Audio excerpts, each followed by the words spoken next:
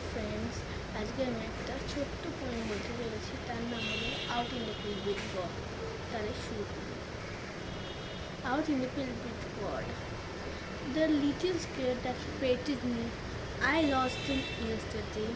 Among the fields, above the seas, among the winds at play, among the lowing of the herds, the rustling of the breeze, among the singing of the birds, the humming of the bees. The foolish fears of what might happen, I cast them all away. Among the clover-scented grass, among the new moon hair, among the husking of the corn, where drowsy poppies nod, where ill thoughts die and good are born, out in the fields with God. Thank you. আর এই পোয়েটের নাম এই পোয়েমটা যে লিখেছে তার নাম হলো Elizabeth Barrett ব্লুনিং।